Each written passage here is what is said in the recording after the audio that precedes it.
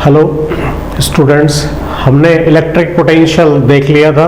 Electric potential क्या होता है, इलेक्ट्रिक पोटेंशियल एनर्जी क्या होती है, और इलेक्ट्रिक पोटेंशियल को हम एनर्जी की फॉर्म में हम डिफाइन कैसे करते हैं। तो इलेक्ट्रिक पोटेंशियल को हमने डिफाइन किया था, work done in carrying a unit positive charge from infinity to a point where we want to calculate electric potential.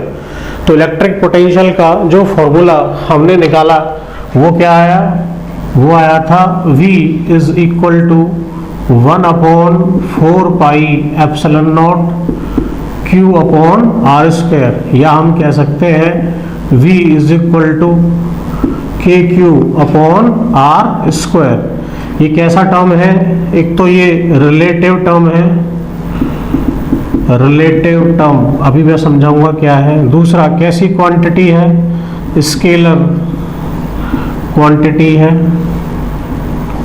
इसकी यूनिट क्या है, इसकी यूनिट है वोल्ट। क्या यूनिट है, वोल्ट। ठीक है। रिलेटिव का मतलब क्या है, देखो पोटेंशियल को हम हायर पोटेंशियल भी कहते हैं और लोअर भी कहते हैं, लेकिन हम किसी एक रेफरेंस पॉइंट के रिस्पेक्ट में हम बोलेंगे कि कौन सा हायर है और कौन सा लोअर। कैसे, वो आप देख लो। मान लो हमारे पास दो वाटर टैंक्स हैं, एक में यहाँ तक पानी भरा हुआ है और एक में यहाँ तक भरा हुआ है। तो इसकी पास जो एनर्जी होगी वो एनर्जी ज़्यादा होगी और इसके पास जो एनर्जी होगी वो कम होगी।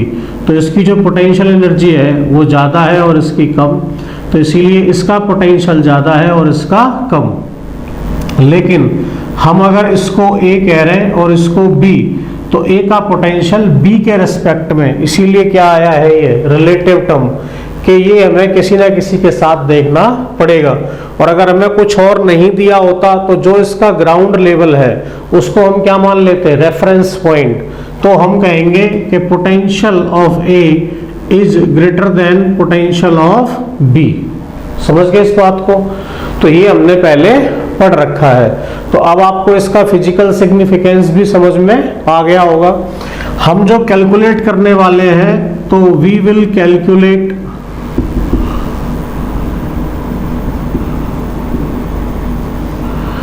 पोटेंशियल ड्यू टू, तो दो वजह से कैलकुलेट हम करेंगे। एक होगा डिस्क्रीट चार्ज सिस्टम,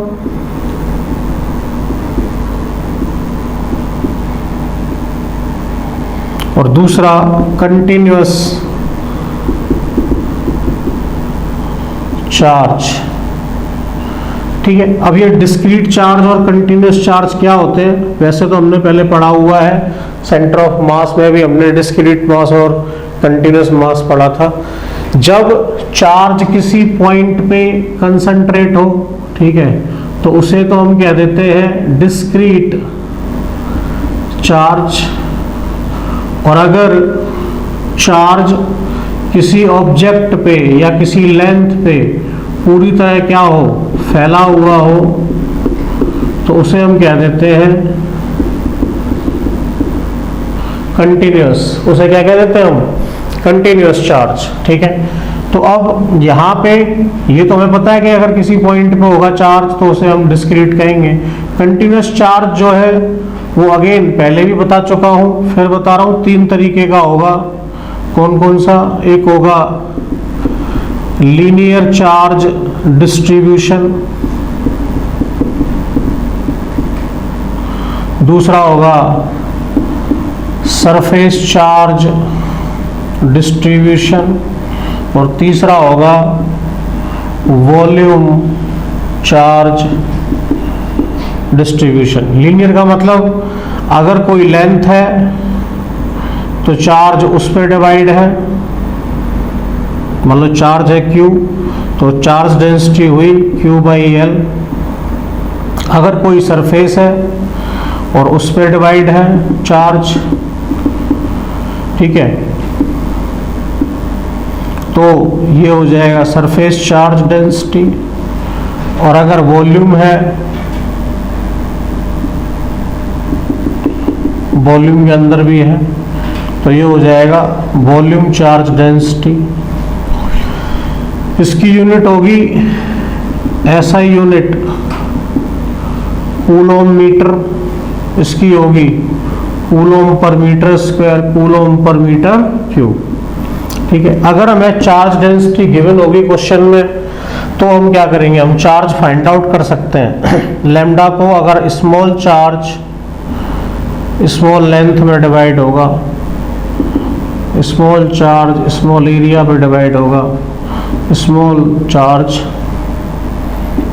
अगर स्मॉल वॉल्यूम में डिवाइड होगा। ठीक है, तो यहाँ से हम dq निकाल सकते हैं, लैम्डा dl, और दोनों साइड क्या कर देंगे, इंटीग्रेशन।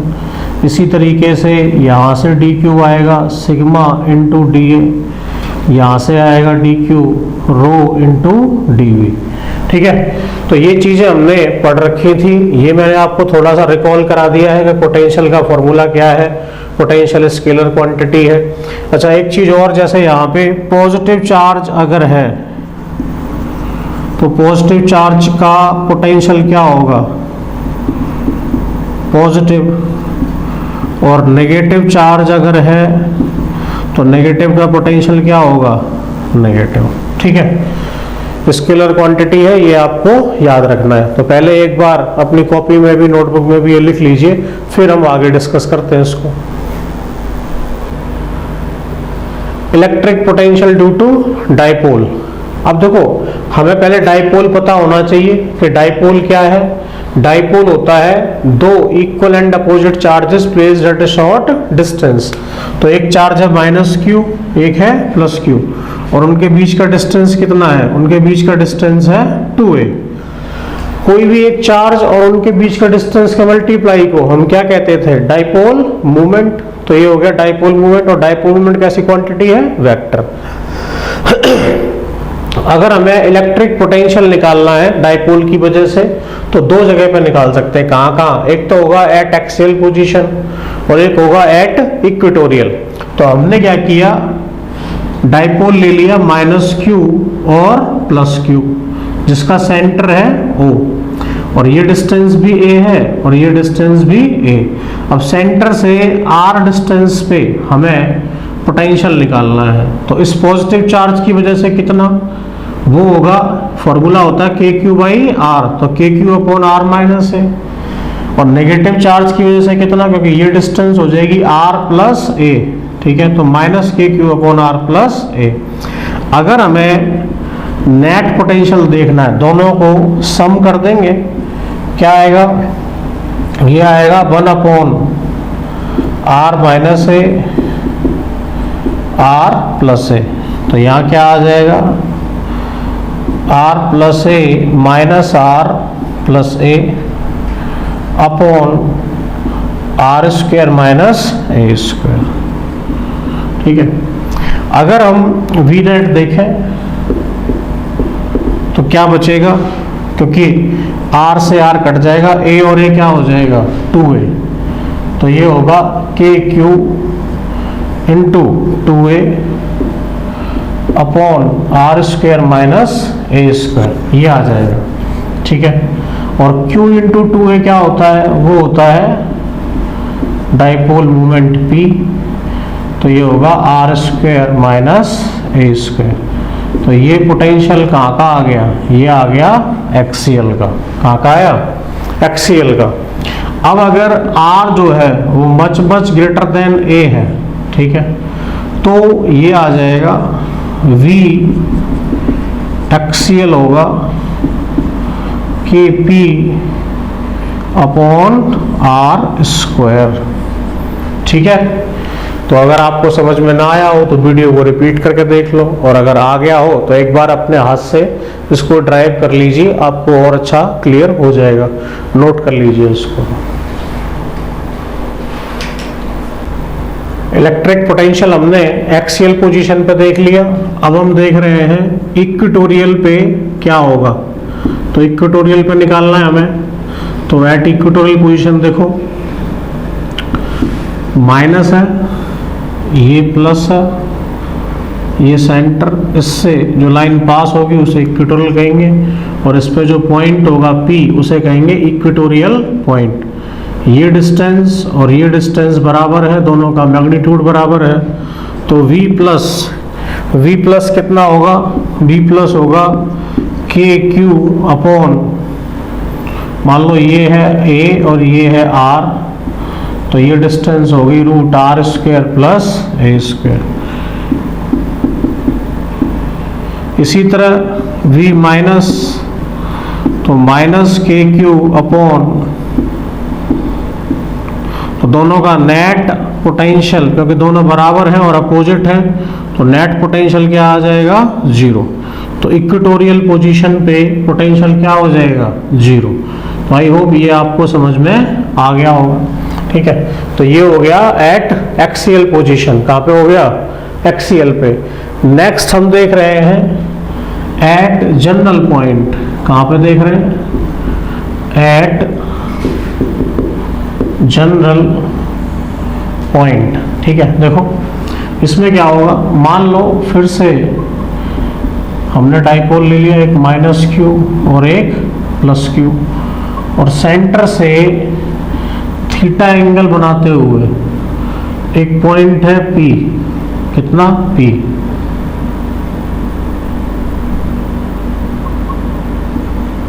ठीक है। ये एंगल है थीटा, ये है R, इससे इसकी डिस्टेंस है R1 और इससे इसकी डिस्टेंस है R2, ठीक है। हमें इस पे निकालना है, तो अगर हम देखें तो B पॉजिटिव की वजह से कितना होगा, वो होगा के क्यू बाई R1, और नेगेटिव की वजह से कितना होगा, वो होगा के क्यू बाई R2, किसका, माइनस का।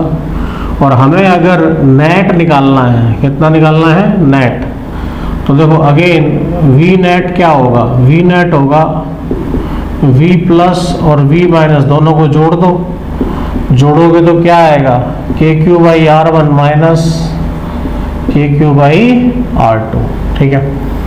अब यहाँ से क्या आएगा, तो V नेट आएगा के क्यू 1/R1 माइनस 1/R2। इसको हम सॉल्व कर लेंगे, तो ये होगा के Q R2 minus R1 upon R1 R2, ये आ जाएगा। अब देखो इससे अगर मैं इस पे एक परपेंडिकुलर डाल दूं ऐसे, ठीक है, और ये एंगल है थीटा, ये अगर A है और ये B है और ये मैंने कह दिया C, ठीक है, तो जो AC की वैल्यू होगी वो हम फाइंड आउट कर लें।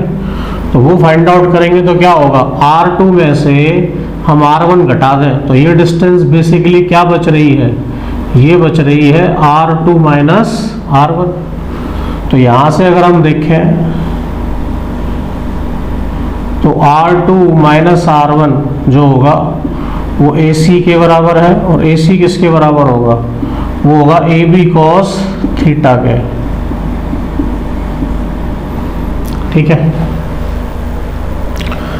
और अगर if P lies far away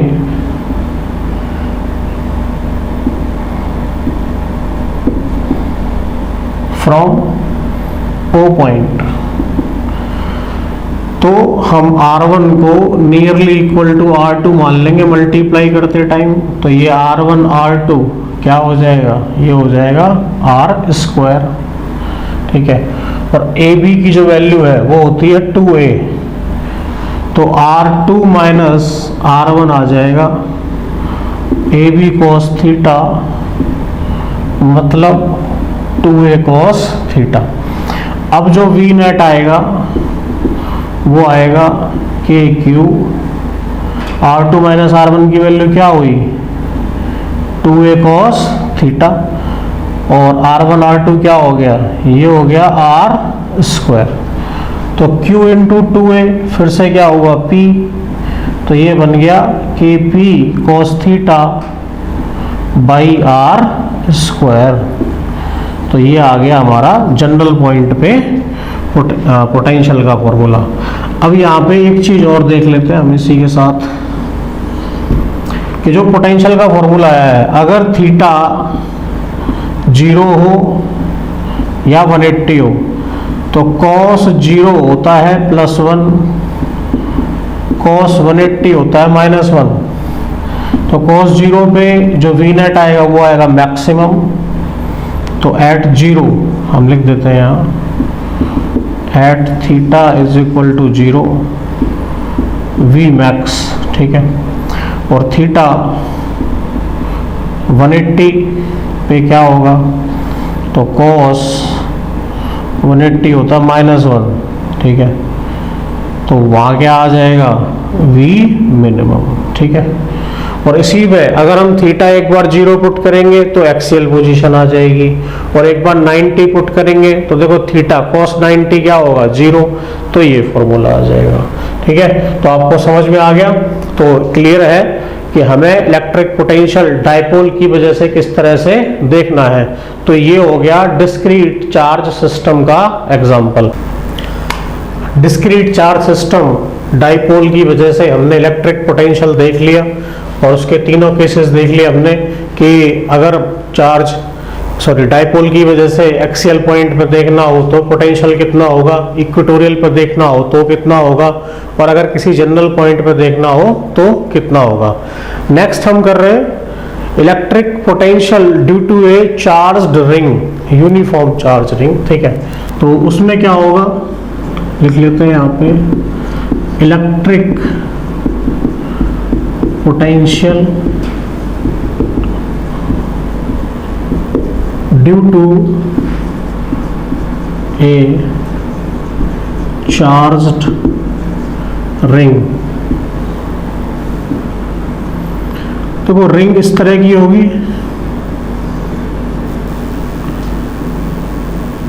और चार्ज उस पे इस तरीके से डिस्ट्रीब्यूट होगा, और हमें जो पोटेंशियल निकालना है, मान लो चार्ज है Q, इसकी जो रेडियस है वो है R, और ये डिस्टेंस जो है वो x है।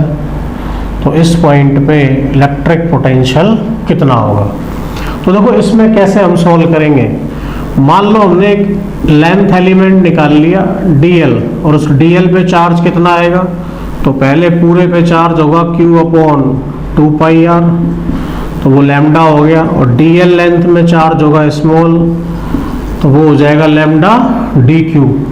अब हमें ये डिस्टेंस चाहिए, अगर ये r है और ये x है तो ये डिस्टेंस क्या हो जाएगी r² प्लस x², और क्योंकि स्मॉल है चार्ज तो इस जगह पोटेंशियल भी क्या होगा, पोटेंशियल भी स्मॉल होगा, तो वो स्मॉल पोटेंशियल होगा dv, और वो होगा k dq/r, और r की वैल्यू यहाँ कितनी है, तो वो है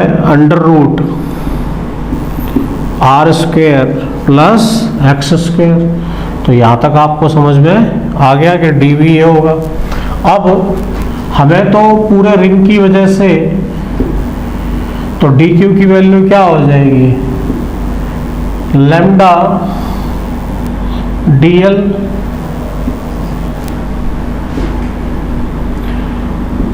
अपॉन √r² प्लस x²। तो ये हो जाएगा k लैम्डा dl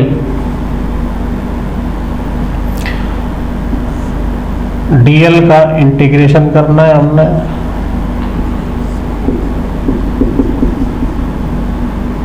और इधर dv का, तो v इक्वल टू क्या आ जाएगा, k लैम्डा की वैल्यू होगी Q/2πr,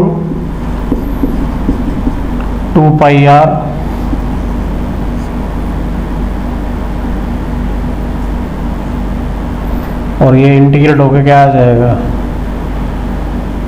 2πr, और √r² प्लस x²। तो ये आ गया KQ/√r² प्लस x²। देखो मैंने सिर्फ ये शो किया है कि हम ऐसे सोल्व करते तो भी आंसर ये आता, नहीं तो डायरेक्ट, क्योंकि स्केलर क्वांटिटी है तो हर एक का क्या होगा, सम। तो सीधा सीधा हम क्या करेंगे, एडिशन। टोटल चार्ज देख रहे हैं कितना है, Q, और हर एक के लिए डिस्टेंस सेम है, तो डिस्टेंस सेम डायरेक्ट क्या आ जाता है, KQ/√R² प्लस x²। लेकिन अगर हम उसको एलिमेंट की फॉर्म में लेके शो करना चाहते हैं तो शो हम कर सकते हैं, और आपको समझ में आ गया होगा कि किस तरह से पोटेंशियल इसका आएगा। समझ में ना आया हो तो दोबारा रिपीट करके देख लो, और आ गया है तो इसको नोट करिए, आगे चलता है।